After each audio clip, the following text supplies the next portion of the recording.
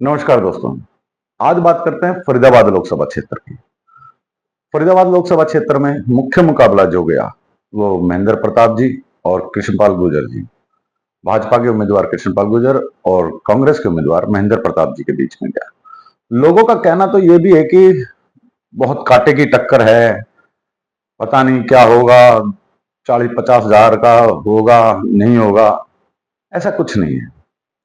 फरीदाबाद में महेंद्र प्रताप जो कि भाजपा के उम्मीदवार हैं, एक कंफर्टेबल मार्जिन से जीत रहे हैं।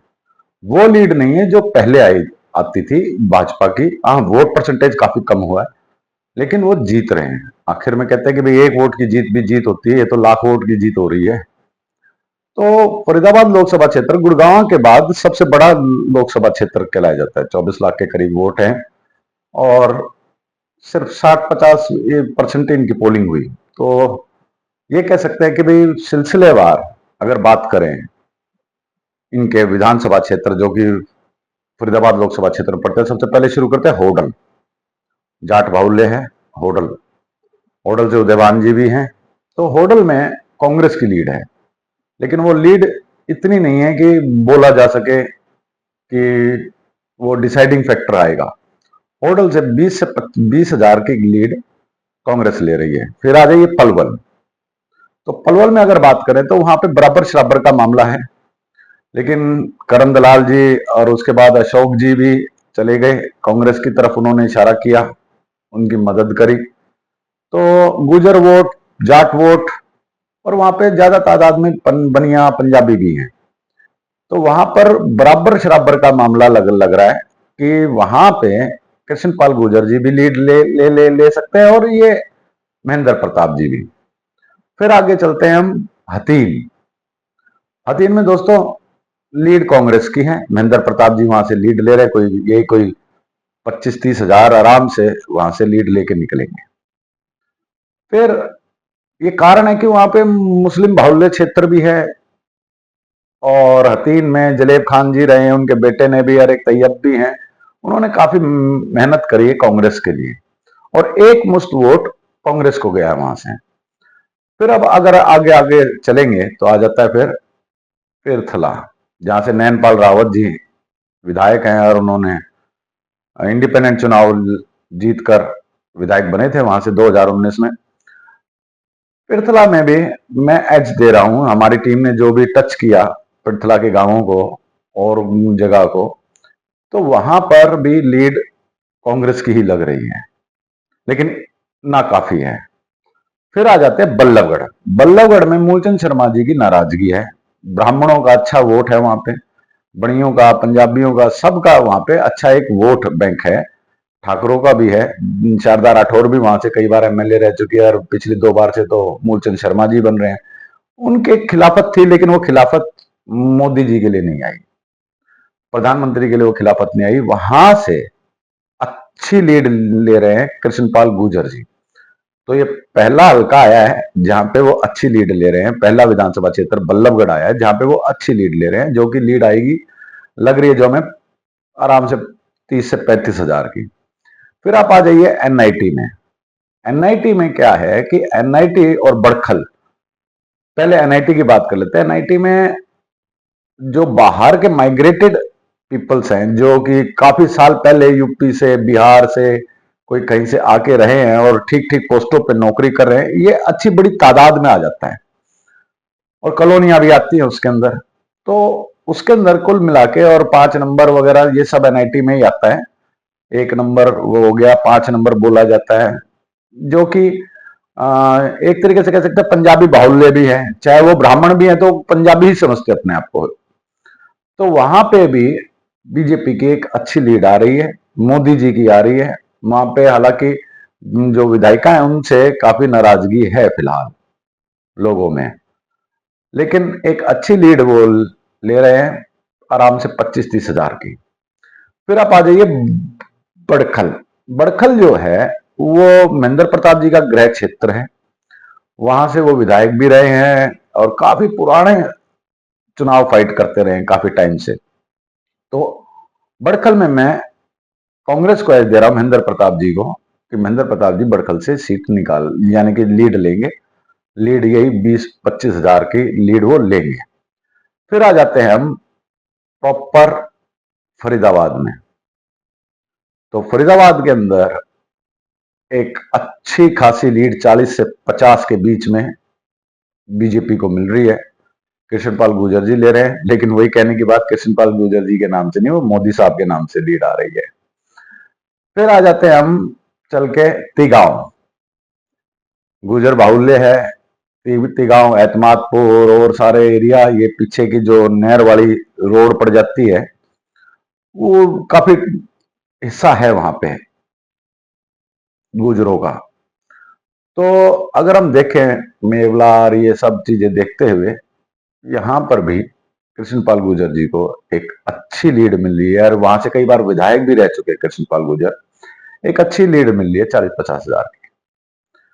तो अगर देखा जाए तो होडल से आप शुरू हो जाइए, होडल, पलवल, हथीन, पृथला, बल्लभगढ़, फिर आप आ जाइए एनआईटी, बड़खल, तिगांव, फरीदाबाद, ये 9 विधानसभा क्षेत्र आते हैं। ये कारण क्या है?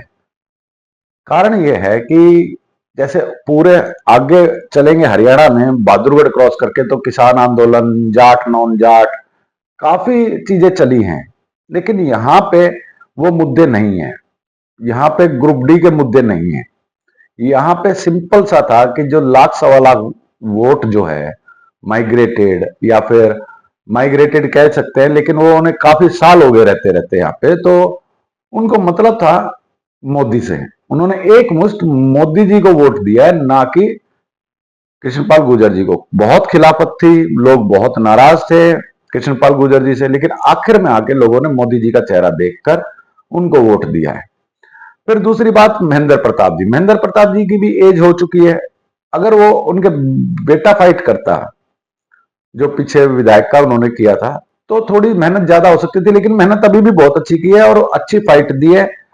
जो जीत 40, जो जीत 4-5 लाख की जाती थी, वो अब लाख तक पहुंच रही है। बस 80,000, 70,000, 90,000 से ये कृष्णपाल गुर्जर जी भाजपा के प्रत्याशी जीत सकते हैं, और ये क्लियर सी मानी जा रही है। और जहां तक सट्टों की बात करें, तो सट्टों में भी इनका, सट्टा बाजार में भी इनका भाव 40-50 पैसे ही है, यानी कि फेवरेट है महेंद्र प्रताप जी।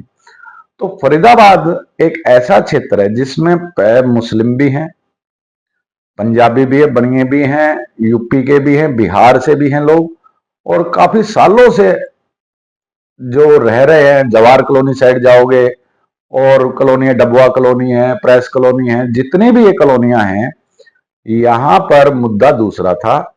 यहां पर कोई लोकल नेता से तो उनकी नाराजगी थी विधायकों के साथ, चाहे वो सीमा त्रिखा जी हों, चाहे मूलचंद शर्मा जी हों, चाहे नैनपाल रावत तो खैर इंडिपेंडेंट हो गए, उनको छोड़ो, लेकिन नाराजगी नागेंद्र भड़ाना से नाराजगी थी, यशवीर डागर जी से नाराजगी थी, जो लोकल नेता ये रहा। तो लेकिन एक मैनेजमेंट जो गया बीजेपी का, वो काफी काबिले तारीफ चला गया, और वो लोगों ने ये समझाने में कामयाब हो गए, बीजेपी के नेता, कि कृष्णपाल गुर्जर या फिर एमएलए के टाइम में बाद में देखना, आप अभी देश के लिए वोट कर रहे हो कि लोकल मुद्दों के लिए वोट कर रहे हो। लोकल मुद्दों के लिए वोट करना है तो 4 महीने बाद का टाइम है। तो ये जो चीजें समझाने में कामयाब हो गए, तो वो सीधा एक मुश्त वोट जो था, वो सीधा साधा बीजेपी को गया, मोदी साहब को गया, प्राइम मिनिस्टर को गया। वहां पर मैंने एक चीज देखी कि राम मंदिर का मुद्दा भी है वहां। तो मैंने पूछा बेरोजगारी, बेरोजगारी, बोले जी यहाँ पे बेरोजगारी का ऐसा नहीं है। बेरोजगारी फरीदाबाद में, गुड़गांव में देखा जाए तो रोजगार खूब मिलते हैं, फैक्ट्रीज हैं, इंडस्ट्रीज हैं, उसके बाद काम धंधे हैं लोगों के।